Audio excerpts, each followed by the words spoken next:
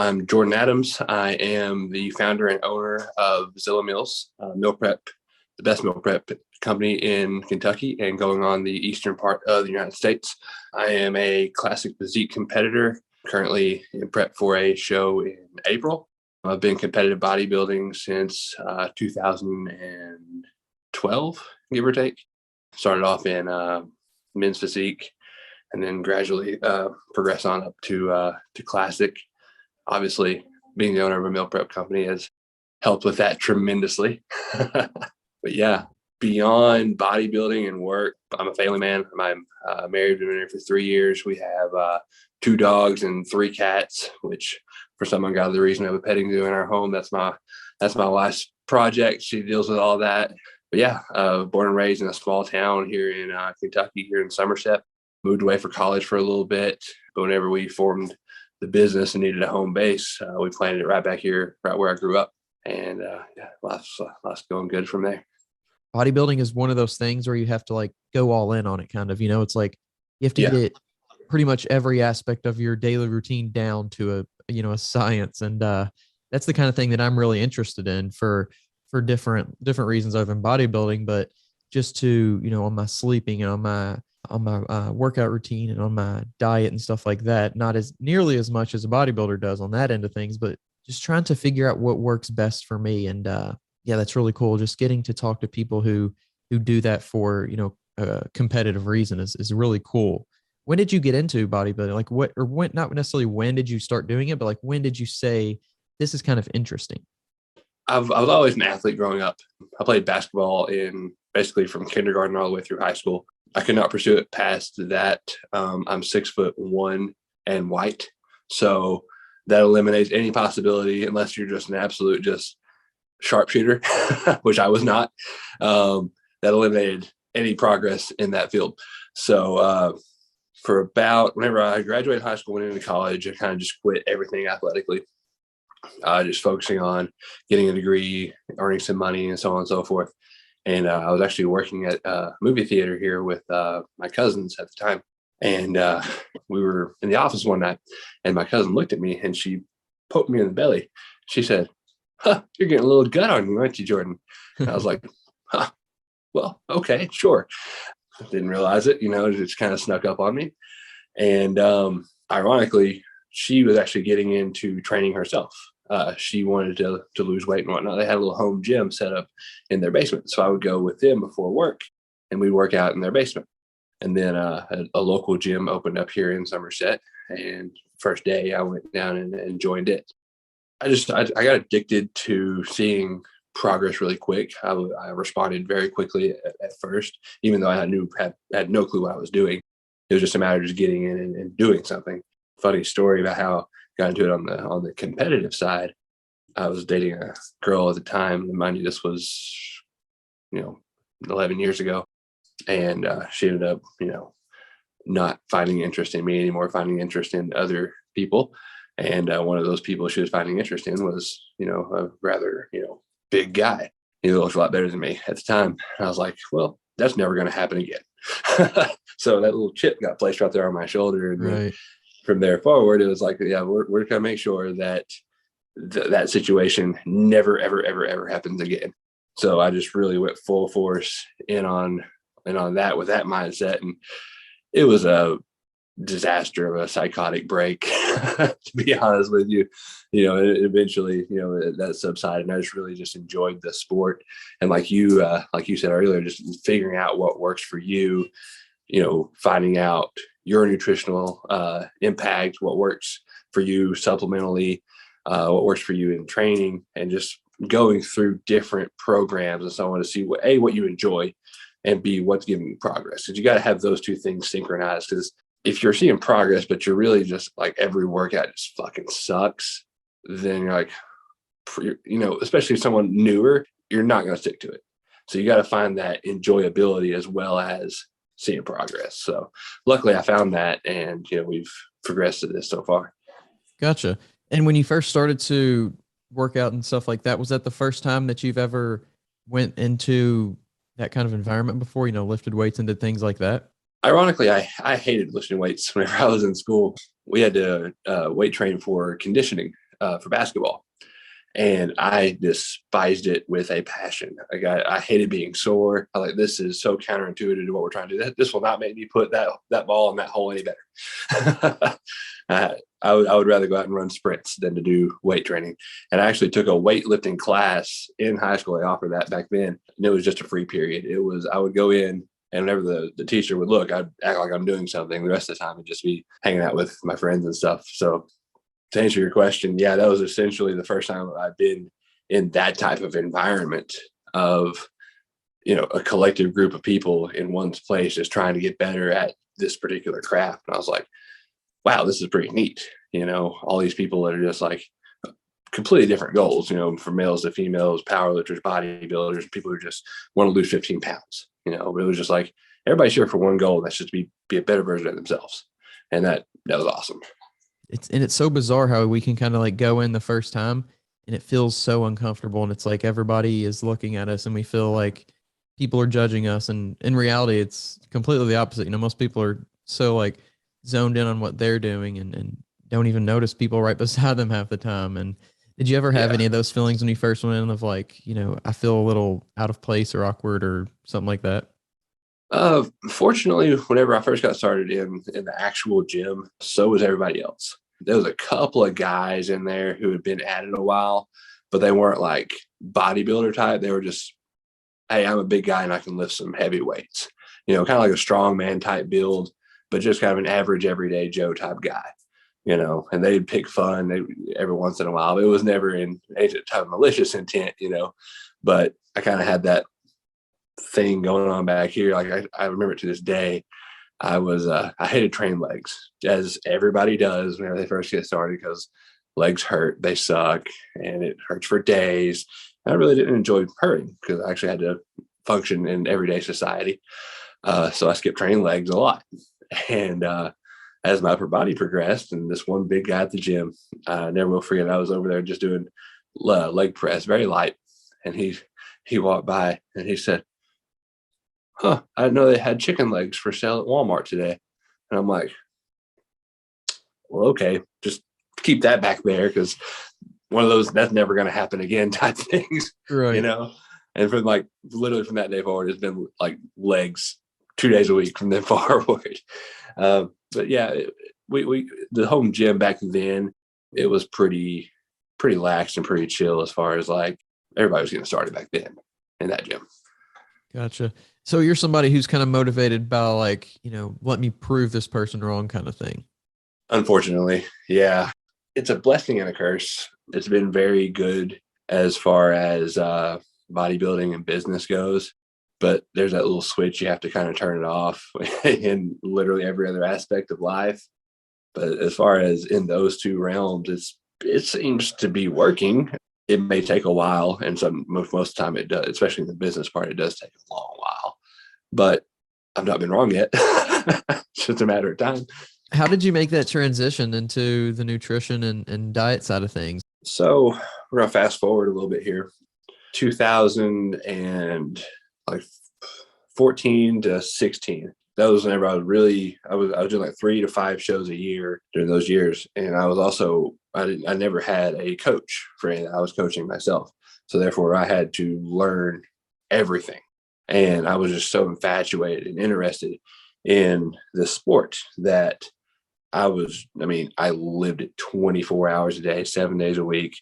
Whenever I'm doing cardio, I'm watching YouTube videos. Whenever I'm driving, I'm listening to podcasts and so on. So just getting everybody's perspective on, clean eating versus if it fits your macros, HIIT training versus, steady state cardio, and just experimenting all of that on me to see what works and what doesn't work.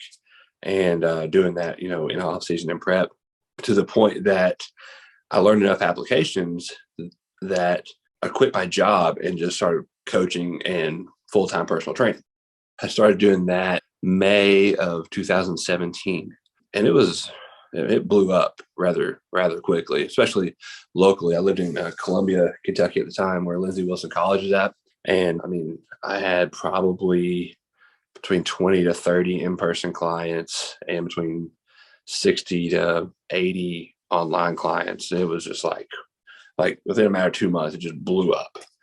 I was like, okay, cool. I guess this is what we're gonna do for the rest of our lives because it's working, you know. And then one of my in-person clients, Zilla Mills, was actually her idea from the get-go. It was her idea. It was December of 2017. Her husband had got into a little bit of legal trouble. He was a doctor. He got into some legal trouble, and the only work she did was doing his books and taxes and all that paperwork for him. So while he's doing his obligatory time, she's bored and has nothing to do. And so she comes up with this idea, and she wants me to help her. And I'm like, whatever. Not like I have just a ton of spare time, but I'll make time to make a little side project. No big deal, And we put our brains together, and for the first couple of months, we launched it January like the 15th was when we started just taking call-in orders. It was just word of mouth at that point, just there in our little local community, and people would just call in, hey, we had like four things on the menu, and it was pathetic. It was terrible. They'd call in, hey, I want two of these, one of these, and I'm like, all right, cool. This is neat. This is cute. She'd make stuff at her home. I'd make stuff at my home. We'd meet up. We'd put the orders together and go deliver to customers. Launched the website on January 28th of 2018. That first day, we had 4 page views on day one, and I was 2 of the 4. I'm fairly certain she may have been the other 2. We made $0 on day 1 of the website. On week 1, we made $36. At that point in time, we had what we call our drop-offs, which we still have, but back then it was literally dropping them off at a Walmart parking lot and a Kmart parking lot in Russell County, Kentucky. Also, about month number 2, she had went on vacation, and by that point it had grown a little bit. We were at I remember the week she left, we had 180 meals, and by we it was me because she was on vacation. So I had no quarrel doing it all. I just had to put literally everything else on hold, sleep, checking in with clients at absurd hours of the day and whatnot, because I was still doing that full time. And she came back from vacation, and she's like, I don't want to do this anymore. I quit. And I'm like, wow. Yeah, I don't quit. So we're going to go on now. And I still trained her for about 2 or 3 more months after that. I built up the brand. I hired one kid who I was training. He was 15 years old at the time. He was my first ever employee, and he worked for me. And then my wife, who was my just girlfriend at the time, she ended up quitting her job to come on because for whatever reason she apparently thought we were going to do well, and thankfully we did. Or I'd be up shit creek without a paddle. Thankfully she believed in us. But yeah, that's essentially how that transition happened. It was very, very organic. I wish I could say it was my idea, but I'd be lying. That's crazy. And it's so, to me, it's insane what we like. When we start down a certain path in our lives, we never really know where it's going to take us. Life's fun. That's just the bottom line, man. Life is full of opportunities and abundance if you just open your eyes and open your ears and shut your mouth. My family, I grew up in a single wide trailer here in Somerset, and my dad, he worked the same job. He actually sent me his info the other day from whenever he started work in 1993. He was making $5.10 an hour, providing for our whole family. And he worked that same job for 30 years and working in a rock quarry. My mom didn't have a real job until maybe 4 years ago. So they're just average, everyday people. There's nothing special about literally anything about my upbringing. Like you said, it was just, here's a little eye opener here, and here's my life going this way. Nope, we're gonna go this way now, and it's been going that way ever since. You never really know when it's going to take another direction. It's just it's crazy. But as far as the meal stuff goes, do you feel like it's something that you provide people with is more of a necessity, like I don't have the time for this, or it's more of a thing like I want to hand it over to somebody else because they kind of know more about the nutrition side of things? You know what I'm saying? Is it Yeah. Which one do you feel like, or maybe a mixture of both? There's so many different lots that go into it. Because whenever we first started this, whenever it was just me and the girl that started it, I was gearing it more towards people like me, the bodybuilder, the fitness enthusiast. And then whenever we got our first orders, like orders that weren't people who were just, hey, I feel sorry for you. Here's some money, please. I'm probably not going to even eat your food, but here's some money. Whenever we actually had real customers, they were stay-at-home moms, they were nurses and teachers and everything who just wanted to eat healthier and have convenience. Fortunately, we're in the food industry, and fortunately, before technology takes over, currently in the state that we're in, if you don't eat food, you will die. So we have job security in that. It's just a matter of convenience, taste, and application. How are you applying this food to your life? We serve everybody from IFBB professional bodybuilders to preschool teachers. It's just a matter of what does this person need? And we try to have on our menu things that everybody can adjust their lifestyle to, whether we can provide, fill in the gaps in their nutrition. Like most of the people who are competitive bodybuilders, we have an option on our website to buy in bulk by the pound. I get it from someone who does this also. Trusting somebody else to measure everything out to a T, that's you got to have some damn trust in that person. I don't even trust my wife to do that shit whenever I'm in prep. Like it'll be like, I need, 8 ounces of chicken and 300 grams of rice. And if I see her doing it, I'll like hover over, make sure she's doing it right. So to put that in the hand of a stranger, that's a lot of trust. So I get it. Those type of folks, they usually just, okay, I don't want to cook it. I don't want to have anything to do with cleaning it up. Just get that to me while it's already cooked. I'll portion it out, heat it up myself, good to go. But then there's the people who work 16-hour shifts at the hospital, and they don't have time to grab a lunch. So they pop a Zilla meal in the microwave for 2 minutes, scarf it down while they're doing their runs, and then boom, they're right back to work. So it's really something for literally everybody. When you first started, though, kind of taking it back a little bit again, what were some of those initial struggles? So fortunately, my mindset is never it's usually a put the cart before the horse. We'll figure out how to get there type thing. Until like, I don't know, 3 months ago, I somewhat feel like I have a clue what I'm doing now. Up until then, no clue. Zero clue. We're just taking this day by day, and we're just going to figure things out along the way. I've never had that option of like the paralysis by analysis thing, because I didn't know anything. I didn't know what was right and what was wrong. It was just like, I knew basic food safety stuff. I'd worked in restaurants as a teenager and as a young adult.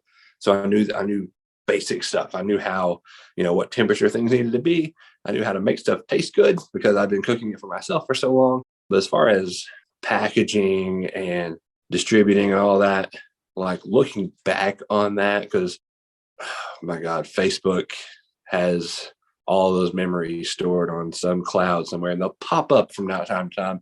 I just look at that and I say, oh my God, how the hell are we still in business? Because looking back at some of the stuff that it wasn't by choice. It was more so by necessity, because whenever we first got started, like I said, it was 2 people cooking in our own home kitchen, which I'll go ahead and tell you straight up is illegal in the state of Kentucky. You're not allowed to do that, which I did not know that. We'll cover that ground whenever we get to it. And it was, at the time, this is what we have to do.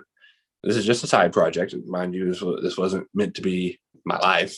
It was just, okay, here's Joe Schmo, and he orders 4 of these, 3 of these, and 2 of these. And back then we didn't do any inventory or anything. It was just cook to order, because we were so small, like 4 customers small. And so we literally, that's what we could do at the time. Then as it progressed, we were getting 20, 30 customers. We had to start making cutoff deadlines and stuff to where, okay, we have this many orders in this amount of time.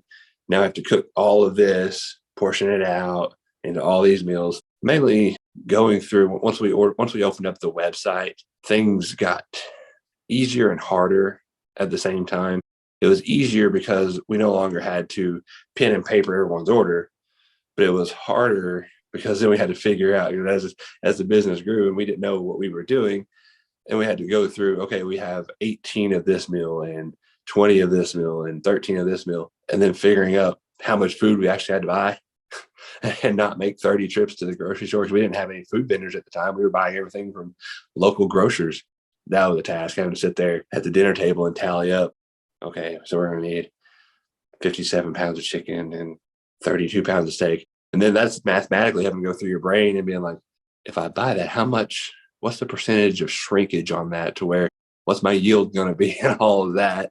And then on one meal, you end up being like 3 ounces short. So you have to go back, buy a whole nother pack. But those were the learning hurdles that you have to go through, which, looking back at it, it's like, good Lord, now we can fix that problem in 2 seconds. But back then it was like, holy God, this is so hard. How are we going to get through this? But those are the times that make the times now worth it. I think that's a big point, just understanding no matter your level of success or where you're starting or whatever, you're always going to have some sort of like thing come up, a issue, a problem, an obstacle, but it's just, getting through them. And, when you kind of figure those things out along the way, how do you kind of pass those things along to people that you do hire, those lessons? Fortunately, by the time we have people hired on, we have systems in place, so they don't have to go through any type of learning struggle. We've been very, very blessed, especially here in recent years.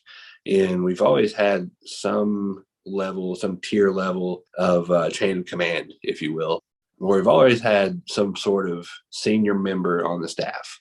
Like right now, our current guy, good Lord, he has been in kitchens for probably longer than I've been alive. And like today I took the day off, and I'm just like, here you go. You know what to do. And I don't worry a damn thing about it, because I know he's going to handle it. He started off as a chef in the military, and then he owned his own business for a while. And he just worked at so many various restaurants, being the executive chef at all these places. And now he's on my team. And I'm like, oh yeah, this is fun, because now I get to actually do business stuff. I don't have to focus so much on going back and making sure everybody's temp correcting everything, and everybody's cutting things to the appropriate size and whatnot. He takes care of all that, and I get to do the boring shit.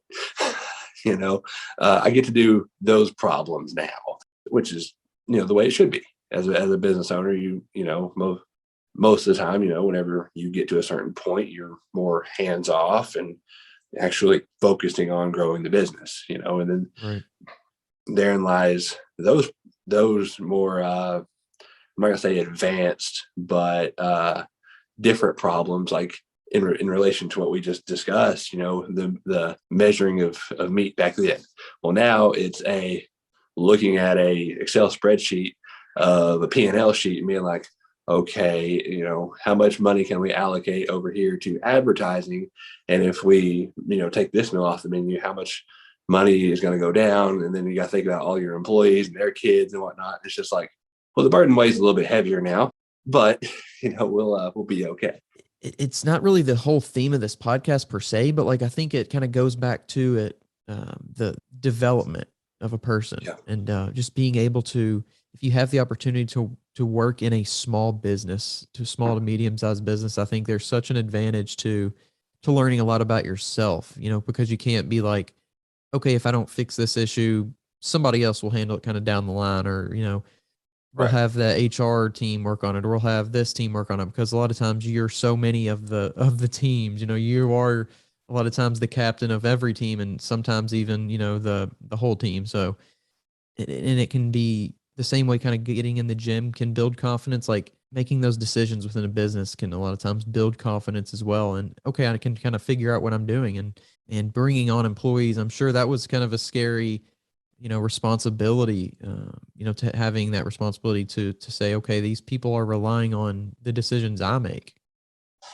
Yeah. Whenever we first started hiring our employees, especially when we moved over here to our brick and mortar, and we moved into our home kitchen now, we tried to mainly have youth, high school aged, college aged kids, if you will, for lack of a better term, as our staff. Terrible idea. That was another one of those learning things. Had learned the hard way that, especially those folks, and it's not everybody, but, just from my experience, they are never, ever going to care a fraction about your business as much as you do. I took it upon myself to try to be, more of a role model leader for those young folks, because I didn't have that growing up. I didn't have anybody to, pull me aside and, hey man, you got this, keep your head up, that type of thing. And then also on that same turn, hey, you kind of fucked that up. Make sure that doesn't ever happen again. That type of thing, I never had that. And so I wanted to be that for these young folks. But also at the same time, I realized that my patience is wearing so thin, because no matter how many times you tell some of these people something, they was just in one ear and out the other. And so that was a learning curve that we had to deal with, because the business has not slowed down, which is good. Even through, the current climate that we're in, 2020 and all of that, we actually grew tremendously through that. And we had to pivot and start making some adjustments on hiring and who we're hiring and, pay scale and all of that, which was good problems to have. But then we still had the problems. And now basically all of our staff, they're, adults with actual responsibilities, kids. And one guy, he's got grandkids, they got bills to pay, So those are the types of things that I have to think about from a business standpoint whenever I make any decision. Whenever I make decisions on who we're marketing to, are we going to allocate more funds to marketing? Are we going to take this drop off and tell them to go kick rocks and it's not working or whatever? And then it's like, okay, what are the repercussions for this little decision I'm going to make? How much money can we potentially lose? Because those people come first. Your employees, anybody that's in business, you have to put your employees first. These people who think that business owners, they just go in and make a bunch of money. We get the scraps of the barrel, and we just hope that barrel has a lot of scraps. You got to take care of your people. They will always take care of you. When it comes to like your own business kind of skills and business knowledge, has that been a work in progress for you? Just because like kind of you said you didn't have that, growing up, you didn't have that same influence. Did you have to, go to other sources, or was it just strictly an experience-based thing? Yeah, like I told you earlier, my parents, they lived a simple life. No one in my family, to my knowledge, has ever opened up their own business. And so it was just, we're going to figure this out. Just learning from the coaching aspect of it. That was technically my first ever business. Learning how, the boring stuff, the paperwork and taxes and tax code and all that. Had to learn that. But then going into a more service industry where you have hundreds and hundreds of customers now, it was just a lot of learning on the fly. It was taking notes, figuring out, okay, that didn't work. Let's never do that again. I hate the terminology, but throwing stuff at the wall and seeing what stuck. Fortunately, a lot of stuff stuck. There's a lot of stuff that didn't stick. There's a lot, like I said, there's stuff that pops up on the memories all the time where it's like, oh boy, yeah, we did that one time. Okay. Yeah. Hope no one ever sees that. From a cultural standpoint, we service the entire United States. We were able to ship anywhere in the USA, the contiguous USA, 48 states. And it's so, you have to treat every customer differently. You can't talk to everybody the same, because whenever we first got started, we were in Columbia, Kentucky, and everyone over there, they're, good old boys, it's okay, we'll get you next time, that type of thing. Yet no one in Louisville, Kentucky talks that way. No one in Kansas City, Missouri talks that way. We had this is recency bias here. We had a situation yesterday. We had a drop-off. One of our drop-offs in Louisville was closed during the hours they were supposed to be open, and we could not get a hold of them at all. So the driver brought the meals back. To me, there was two options. There was drop it off at the doorstep and pray that no one steals it, or bring it back and then we'll contact everybody and we'll see what's going on and reevaluate the situation. Whenever situations like that happen, I like to personally contact these people on my personal cell phone number, to rather than relying on my customer service to take care of it or whatever. I just want to reach out personally, be like, look, guys, here's the situation. We're going to handle it. This is how we're going to handle it, and so on and so forth. This drop off, I think it had 11 orders. And of the 11 orders, like 9 of them responded with, it's okay. I get it. Things happen. Just, if you don't mind, just text me tomorrow to let me know that they've been delivered. Okay, cool. And this one individual was just like, that's a problem. That's my food for the night. Blah, blah, just going down the list of everything. And I'm like, how are we going to handle this? Because there was no other option. It was either drop it off here and hope that no one steals it, or bring it back to a safe facility and, contact and hope for the best. And the best didn't happen. But we met in a mutual spot. He understood the situation. I'm like, I straight up asked him, like, look, what would you have done? Would you have risked 11 people's food for the week getting stolen, or would you do exactly what we did? Okay, yeah, that makes more sense when you put it that way. It's just talking to people in different areas of the country. It's so fascinating to get to talk to these people, because there's just so many different facets to the way people think and the way people respond to.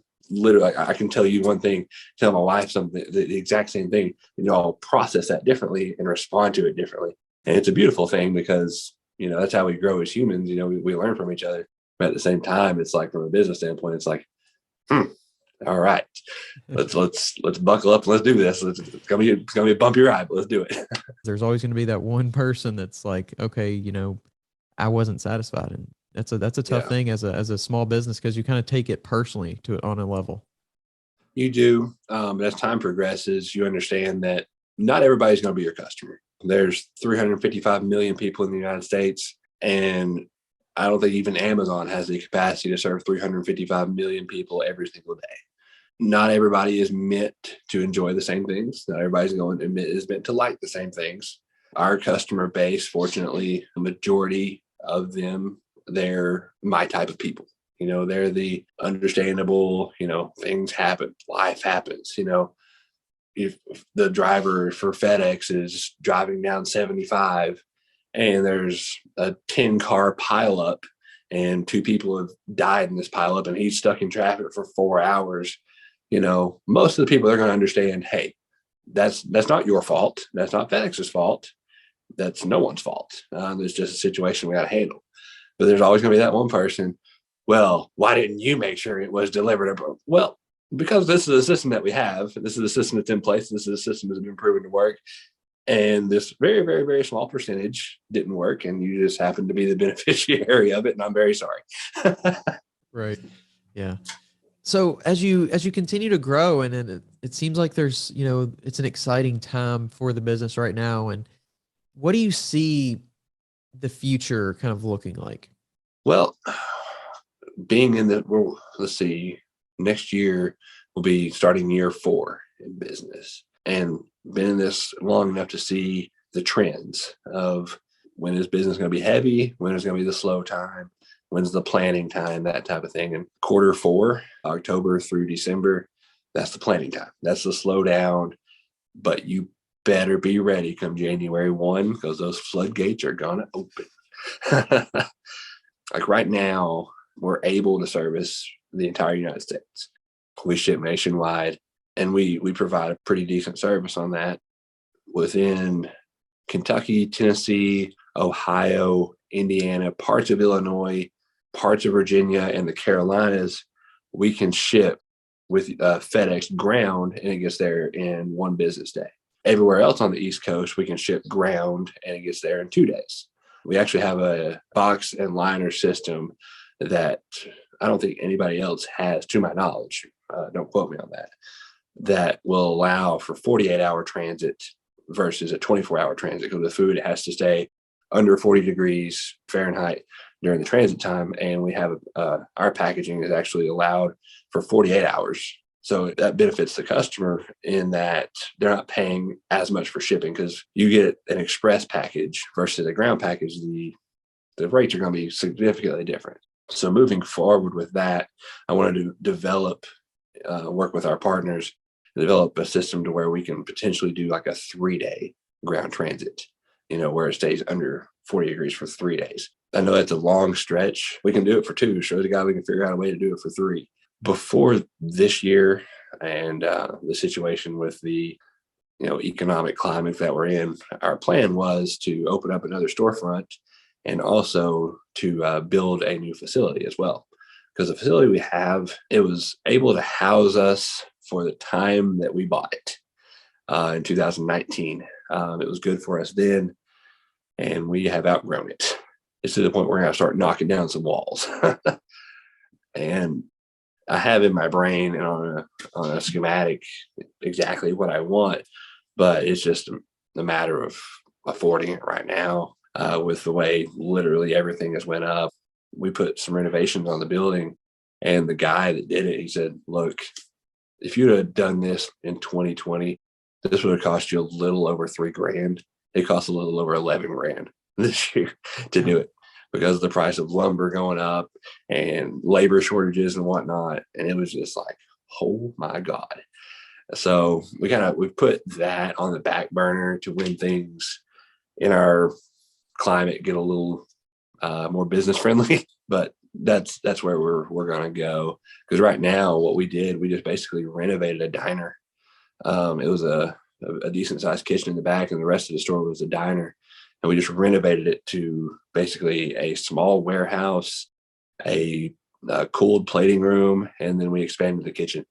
And then our retail store is very, very, very small in the very front of it. We honestly need size of probably about double and a half of what we have for everything that I want to do in the future. And we'll get there. It's just a matter of time and hard work at this point. It just really pulls through how much you care about what you do. And, I think that's what the world really needs right now. Whenever we were first getting started, my mindset was people buy from brands that have a good reputation. So to reach a larger customer base, I would take our photos of food at very, very particular angles. I'd make sure the Instagram, Facebook posts and all that was worded very, very eloquently. And I would have people off the street to write reviews for us and this and that, making us look like we're a much, much bigger operation than we are. When at the time it's 3 people who are doing this, because my mindset was people will buy from bigger companies more so than they will a startup mom and pop that they don't know that they can trust. And now going back, it's the opposite now, where I'm trying to make it more of a at-home feel, oh, hey, I met you at an event and we talked. So I'll actually follow you on my personal social media and we'll chat there, that type of thing, versus the whole like, oh, we're a big corporation, please pretend that we are, buy from us. And I was like, no, we're just some regular people trying to make some good damn food. Right. Please buy from us. Yeah. No, I think that's awesome. That's really a cool way to keep things. And I'm just excited to see where it goes from here. And I'm excited that I'm kind of right here in the middle of it too, myself being in Kentucky. But if you want to let people know though, where they can find you on social media and your website and things like that, so they can, be a part of this growth and this great product. Yeah. So our social media is at Zilla Mills. Very simple. My personal social media is at Jordan Zilla, JORDANZILLA. The website, very simple, just zillamills.com. Ship nationwide. Place your order anytime, 24 hours a day, 7 days a week. You just select the day that you want your meal shipped out. We ship it out that day. It'll arrive 1 to 2 business days after that. And we have 18 different drop-offs here in the state of Kentucky, where if you just place an order, just select what drop-off you want, select the time you're going to go pick it up on that day. The meals are there waiting for you when you get there. That's awesome.